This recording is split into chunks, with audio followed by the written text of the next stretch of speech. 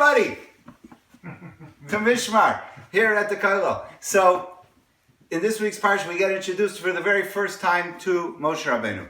And of course, Moshe Rabbeinu, the leader of the Jewish people, is the one that takes us out of Mitzrayim.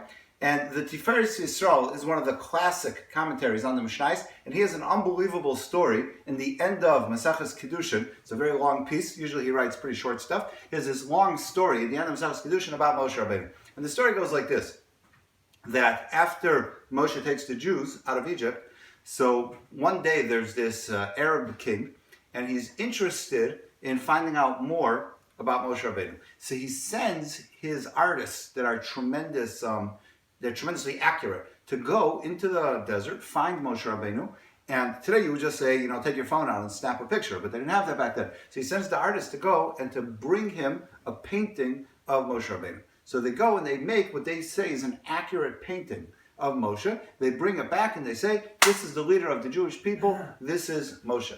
Now, there's this idea called Chachmas HaPartzuf. Chachmas HaPartzuf means that there's an ability to read somebody's forehead, maybe other places of the face, and know different things about the person if you have this Chachma and you know how to do that. So the king goes, and they say the Chozeh Lublin was able to read people, so everybody was all embarrassed to go to him, so they'd always walk in with their yarmulkes over their forehead because they didn't want it to be read, and it didn't help anyway. He could, if you could read somebody's forehead, a yarmulke is not going to stop you.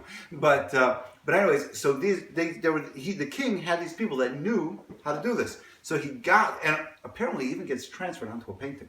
So they go, and he brings it to these men that have this chachma, and he says to them, tell me about this man. And they look at it, and they say, we cannot stop telling you bad things about this man. He's a murderer, he's full of tremendous desires, that he does this bad thing, that bad thing, and they start making this long list of all the bad things that he does. And he's like, no, you guys have it wrong. This is the Jewish leader. This is Moshe Rabbeinu. And they're like, we know what we're doing. We do this for a living. I'm telling you, this is accurate. So he's like, So he goes to the artists and he says, you fools, you got me a painting of the wrong guy. So they say, no, we got the right guy. So he's like, I don't understand. The artists tell me they got the right guy. The people that know how to explain it tell me that this is a person that has terrible character traits. So one of them has to be wrong. You know what? I'm going to come to the truth myself. So he goes and he travels himself into the desert to go find Moshe Rabbeinu. Now, it's interesting that the Medrash says that when Yisro came to join up with the Jews, he couldn't get into the camp because the cloud of glory was like a force shield, and it prevented you from being able to go in. But somehow, according to this story, this king had no problem. And he gets in, and he takes a look, and he looks at the painting, he looks at the man, and he's like, okay, that's Moshe Rabbeinu. So he says, I guess that the people that claim to know how to read foreheads, they're the ones that got it wrong. So he sees Moshe, and he goes into his tent, and he has a conversation with him, and he tells him the story. And he's like, I guess the forehead guys are wrong, because I see that they did an unbelievable job. This is like exactly you. So Moshe Rabbeinu says, they didn't get anything wrong. That's actually 100% accurate. He says, I was born with those character traits. I was born with those character traits. I was not born perfect. He says, I was born that I have inside of me this bubbling blood that I want to kill people, right? And there's this famous Gemara that says that if a person is born under a certain constellation, so they're going to end up spilling blood. If they're a person that has control of themselves, so then they won't be a murderer. What will they do? They'll be a shochet. They'll kill animals. If they don't have control of themselves, they'll be a serial killer. What happens if you're even a higher level? So even a higher level than a shochet apparently is, you'll go and you'll be a moa. And you'll spill blood by doing bris milah. Some people say in today's day and age, you be a doctor, you perform surgery. And that's where you get your blood from. But in other words, if that's your nature, you can't change it. That is who you're gonna be. So therefore, Moshe Rabbeinu says this is 100% true. Everything that they told you when they read my forehead, that's true. I have those character traits inside of me. He says, but Hashem expects us to go and conquer. Right? So if we were going to be serial killers, don't be a serial killer. Figure out how to control it and figure out how to be a shochet, figure out how to be a mole, figure out how to be a doctor. But take it and control it. So it's interesting because some people, they don't like this story. And there's a few questions on the story. One of the things they don't like is they say that if after a person goes and they improve, so it changes.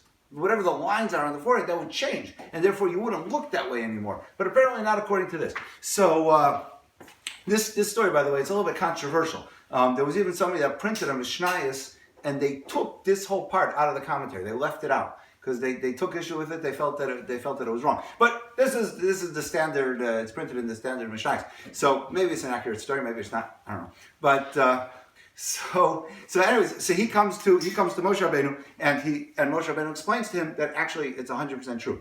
Parenthetically, just for a second, is I have a great uncle that put out a sefer, and in the back of the sefer, his son put out stories. So here's a story about my great grandfather, Rabbi of Kantakuzev, that when he became that his grandfather, Reb Shmuel Abba of Slavita, was a Chassidish Rebbe, and he was thrown in prison for 4 years for teaching Torah. And after he got out, he went to meet his grandson, and this Rabbi Yoel of Kantakuzev, wherever that is, in Ukraine somewhere.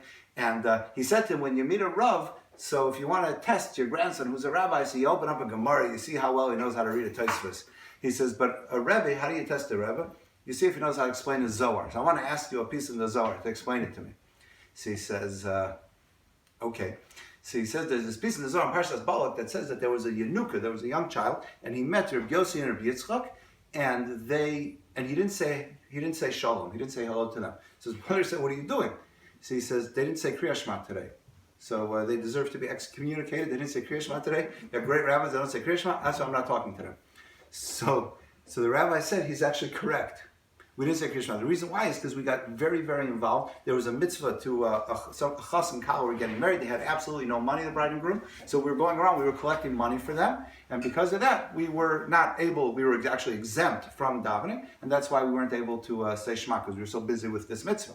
So he says, I was always bothered if he was able to read the forehead and he was able to know that they didn't say Shema, why was he not able to know that they didn't perform the mitzvah of, why did he know that they were busy collecting tzedakah? He should have been able to see both. He should have understood, right? I can't relate to it because I can't do either.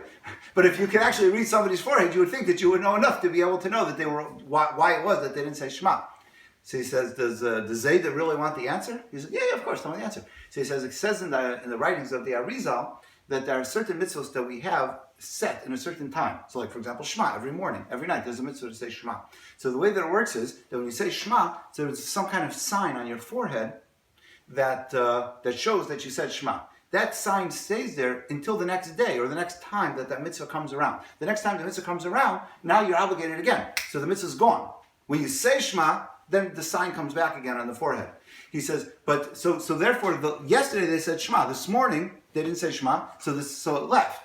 However, when it comes to other mitzvahs that have nothing to do with time, like going and collecting money for a chassan and kala, so that has nothing to do with time. So that was there, but he didn't know if it was there from today, if it was there from a week ago, if it was there from 2 years ago. It was just there on the forehead, but it didn't have a date on it, and that's why he didn't know. But anyway, just getting back to our story over here. So what that means is that nobody's born perfect. We're all born with certain challenges, and no two people is their challenge the same. But that's what Hashem expects from us. Hashem says, I'm giving you challenges, and I want you to be able to go, and I want you to be able to conquer those challenges. But if Hashem just wanted everybody to be born and to be perfect, so then he would have created us like lab rats, that robots, that whatever it is, we're programmed and we do the right thing. Hashem says, no point in that. I didn't need malach. If I wanted angels, I have angels in the heaven.